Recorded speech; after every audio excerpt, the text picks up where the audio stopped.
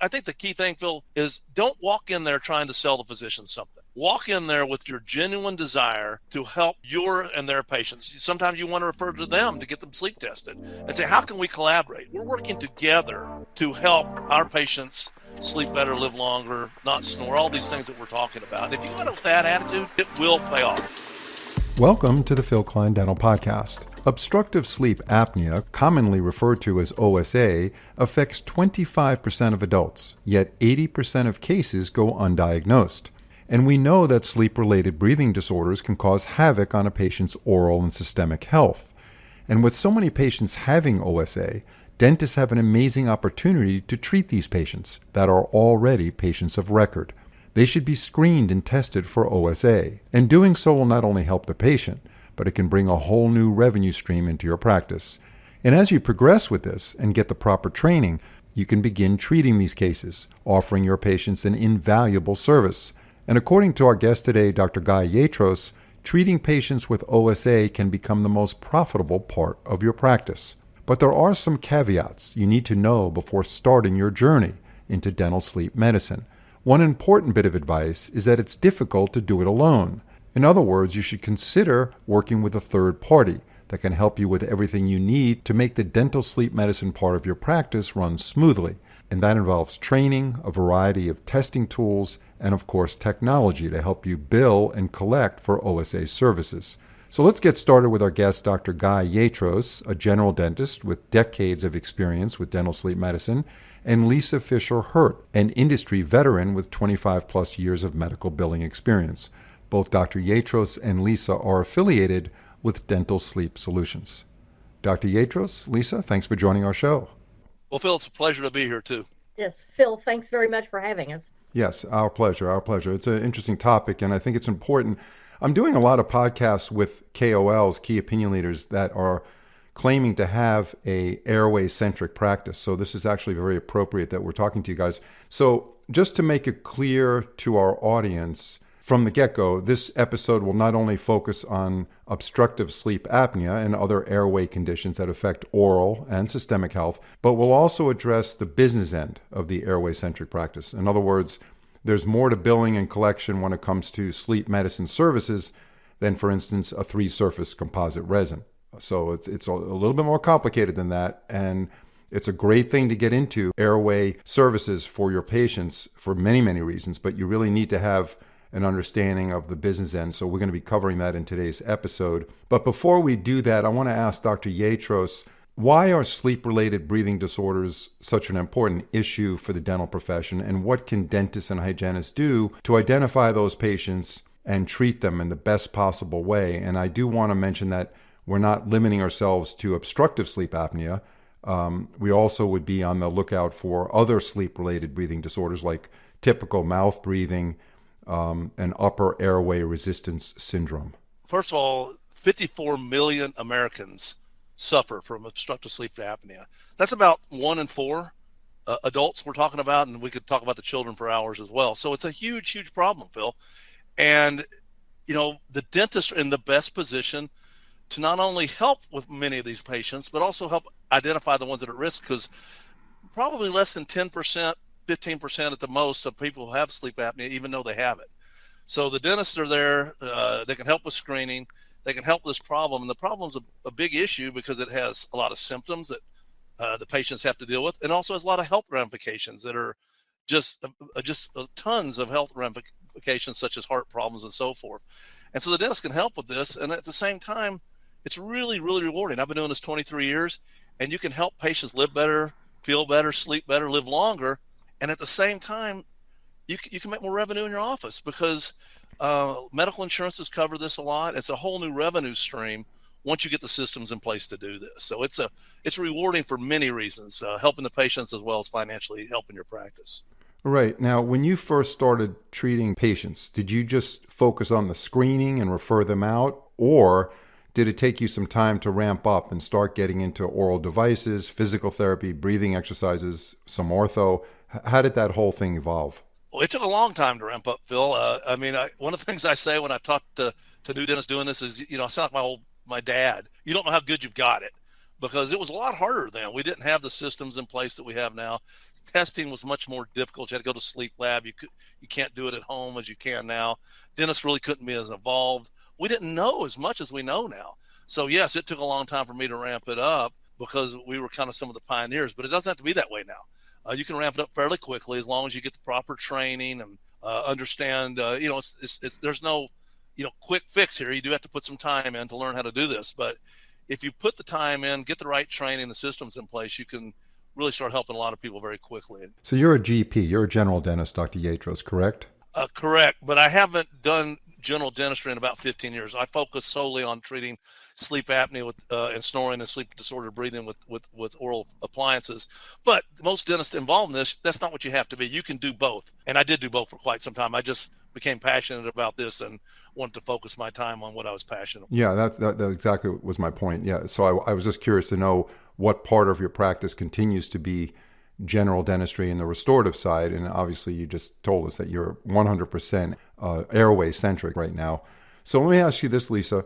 Let's get more to the business end of treating patients. And I know you have a tremendous amount of experience with billing. When you talk about sleep-related breathing disorders, you often talk about 4 pillars of running a sleep practice.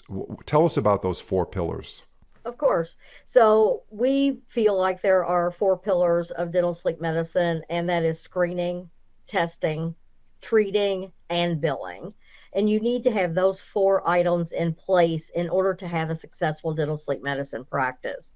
So, for example, screening, most people are familiar with the Epworth Sleepiness Scale, stop bang, things like that. They're familiar with that. So that's one way to screen the patients. Testing, you need to be connected with HST companies. You need to have relationships with doctors in your area that may send you pre-diagnosed patients.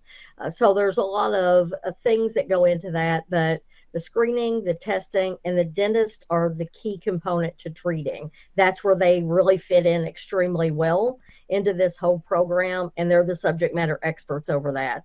And the billing is probably the biggest hurdle that people encounter, but it is very rewarding to be able to, for me, to be able to tap into somebody's benefits that they're paying an insurance premium for, to make sure that they are obtaining this service that they deserve and they pay for. So, but it's completely covered by medical insurances in most instances, including Medicare.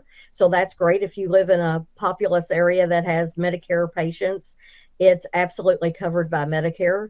Most of your Medicare Advantage plans cover the sleep appliance, and all of your commercial policies do too. So you have to focus on getting credentialed or recognized by the insurance companies, which our company, Dental Sleep Solutions, can help with that as well. So there's a lot of opportunities to tap into benefits that are available for the patients.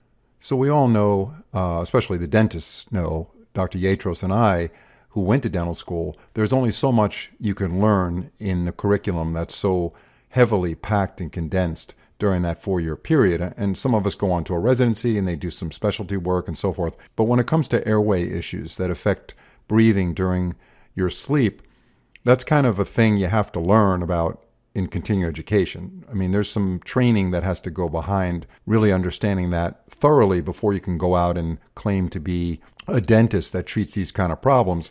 And as you mentioned, there's 4 pillars, Lisa. So it's apparent that with all there is to learn, I would think that a dentist needs a partner in this, some company, some third party that helps them through the process and makes this whole thing more efficient and more enjoyable to sustain a practice focusing on treating patients that have obstructive sleep apnea and other breathing problems. Do you agree? Yeah, so I'll start off and I'll let Dr. Yatros chime in a little bit with this as well. But I think it's really important to have a really strong partner that provides an education arm, training your staff, getting them involved in the process, because even in medical offices, your staff sort of leads the way. So they need to understand the importance of why they need to do it. It's within the scope of the dental license. Hygienist and dentist should be doing this because the ADA says that you should be at least screening at a minimum. And so it's really good to find somebody that can help you navigate through all of the hurdles, because we've learned all of those lives of hard knocks, we've learned along the way, and have some tools that are in our back pocket that we love to be able to share with people and provide education. So, Dr. Yatros, tell us how things have changed for the better for dentists who are interested in doing this kind of service, just in terms of how systems are now available to streamline record keeping and billing in the OSA space. You don't know how good you have it now because we have good systems in place. Yes, there's work that's involved in this, but things have come so much further for the dentist that if you tap into the resources that we have available, you can certainly do this in your practice and help a lot of patients while helping the financial aspects of your practice as well. So, Lisa, let's touch on that for a second about increasing revenue to the practice. We know these patients are out there. They need the treatment. How do we get the patients to know that you as a dentist have that ability, have that knowledge, and are set up to treat patients that are suffering from obstructive sleep apnea?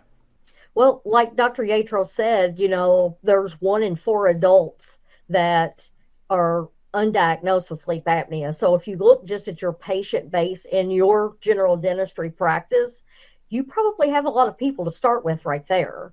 So that's a good place to start. We recommend starting out with either treating family or friends. There's no bigger advocate than you treat the spouse of one of your hygienists, and she's getting better sleep or he's getting better sleep. The spouse feels better. Trust me, they're going to want to start screening. So that's important to get your staff on board, but also start networking with the medical community, because you are a subject matter expert and you need to network with the medical community a lot as well, and figure out ways to communicate with them, keep them in the loop with your mutual patient, because you're providing a really good source or resource for that not the dental sleep practice, but for the actual medical doctor that sometimes doesn't have the bandwidth to see some of the patients and to get them tested.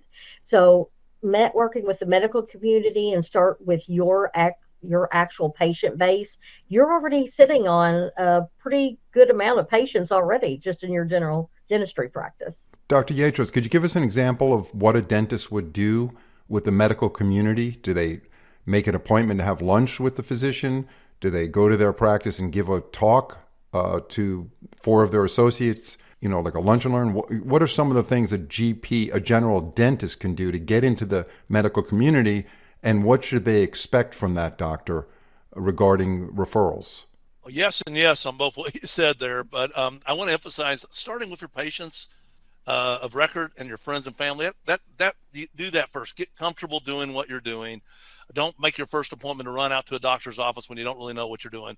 Take the training that we can help provide. Once you get your confidence level and you've done a few dozen of your friends and family, then yes, you want to go approach your physicians. You want to talk to any physician, really, primary care, sleep doctors.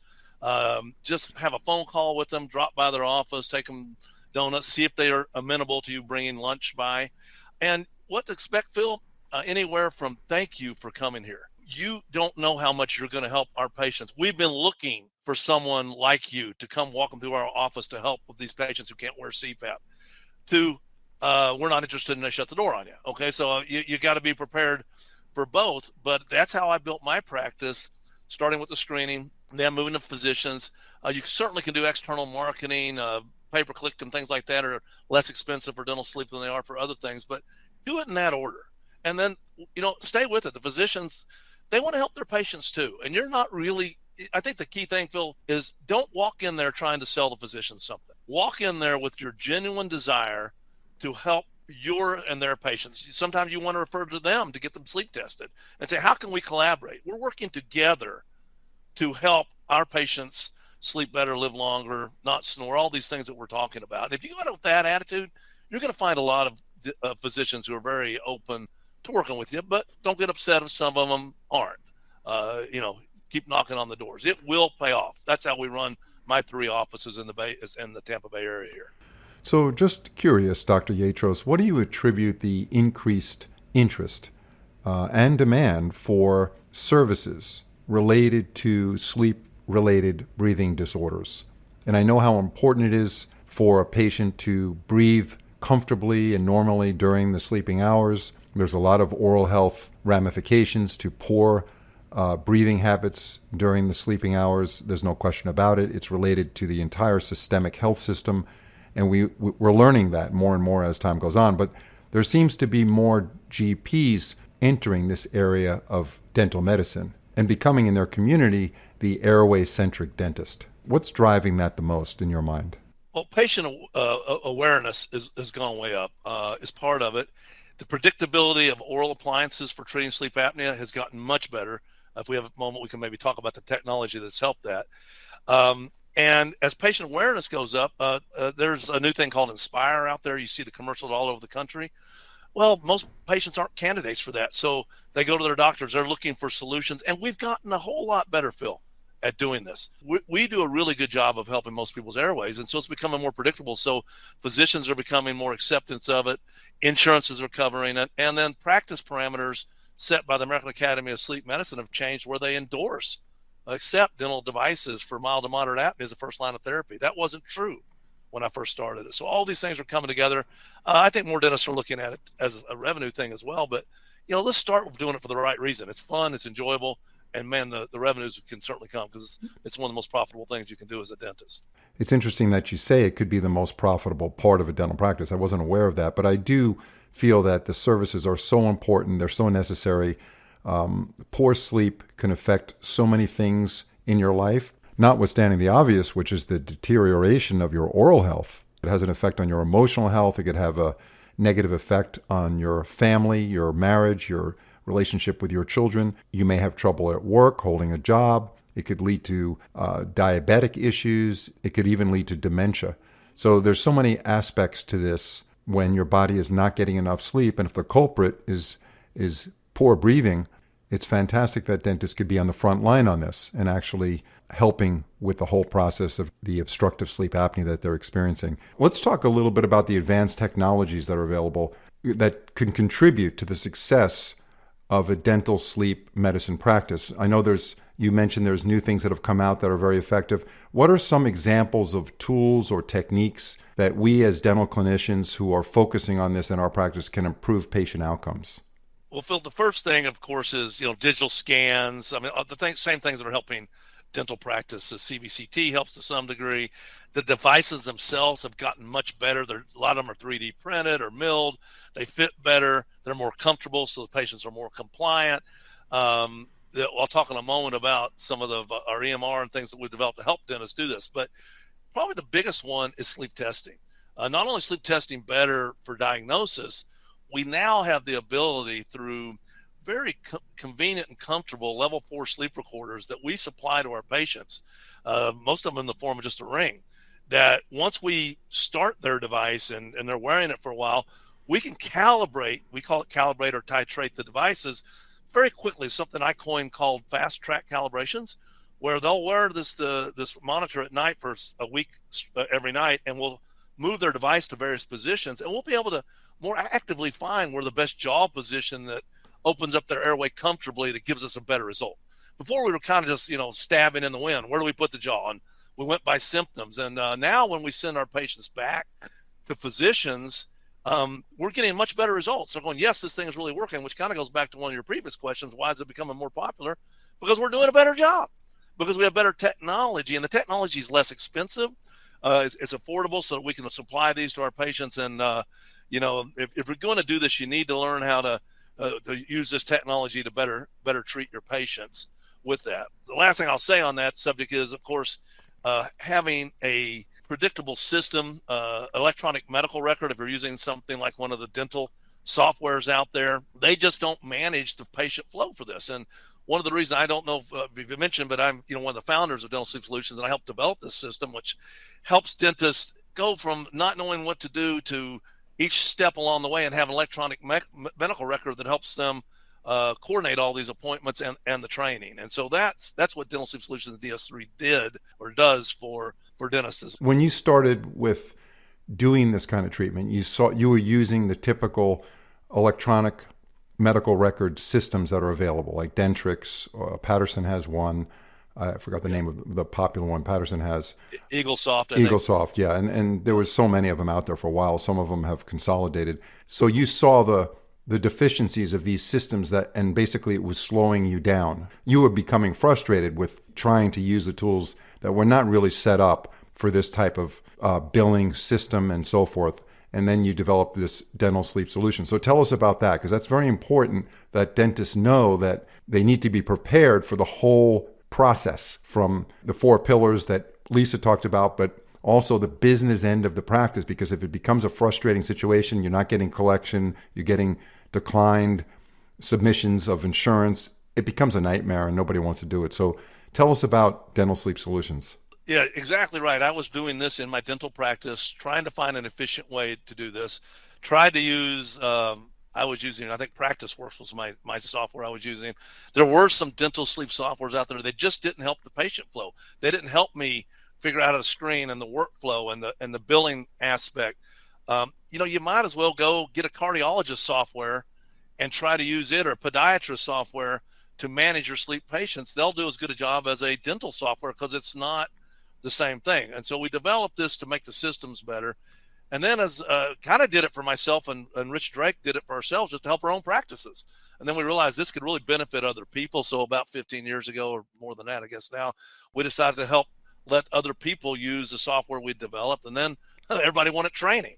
So, well, here's great software, but I don't know how to use it. So we started making videos and manuals, and what's evolved in today to Dental Sleep Solutions DS3 system for successful dental sleep and practices. So that really everything from the software, the training, to billing for your screening, testing, treating, and billing, we have a system and training that will help the dentist, go from not really knowing much about it to being able to do this in a practice.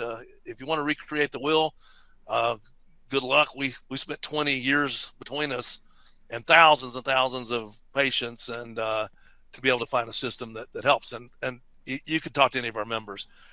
Bill, one of the most gratifying things, I don't run the company anymore, by the way. I'm a consultant for the company now, and I still love being involved. But one of the things I just tell you that gets me out of bed in the mornings is quite often I have people come up to me and say, you changed my life. You absolutely changed my life. I heard a webinar or blog or, whatever we're doing. Or a podcast. Said, how about our podcast show? Yeah. I couldn't think of the word podcast. Yeah, don't forget about our show here. Yeah. Yeah, sorry, the word was on the tip of my podcast. I don't do too many podcasts, as you could tell. So, and they said, and then from there, I joined DS3. I started using your system and your software, and you've changed my life. You've changed my family's life. You've helped all my patients. And I mean, the hair on my arms is standing up. I'm not just making this up. It makes me feel good to know how many people we've reached, not only through our own patients, but through all the dentist offices that we've helped throughout the country bring the service to them and help their offices be profitable along the way. So it's it's very rewarding. What you're saying falls into line with everything I've talked to other people about running a practice, and it wasn't necessarily related to OSA. It's just having systems in place, systems that create efficiency, that create workflow, so that when you're done with your day, you feel really satisfied what you did, the patient's taken care of, the revenue starts coming in, and you're just decreasing the hassles. Because when there's frustration and hassles, nobody wants to get involved with it. Nobody enjoys it, and it becomes real work. But when something's really tailored to what you're doing, especially the software, there's so much that technology could bring to the table as far as making things streamlined. Any comments, Lisa, on anything else you want to talk about as we wrap this up? The big thing is just get started. It's part of your responsibility within the scope of your license. It's very rewarding, as Dr. Yatros pointed out. And we would love to be able to provide additional information. And to get that information, you can visit Dental Sleep Solutions website. That's dentalsleepsolutions.com.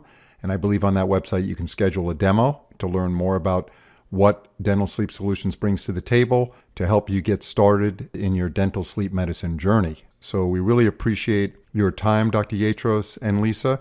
And hats off to you, Dr. Yatros, for being an entrepreneur. You certainly can be considered a pioneer in dental sleep medicine, and you realized how difficult it was to get this all going. So you started your own operation, which now is available to all of us to benefit from. So thank you for that. And the bottom line is we're helping patients with issues that for many, many years were unattended to, and now dentists are testing for it, and these patients hopefully will get the treatment they need to put them on a better course of health. Thank you very much, Dr. Yatros, and thank you, Lisa, for your time.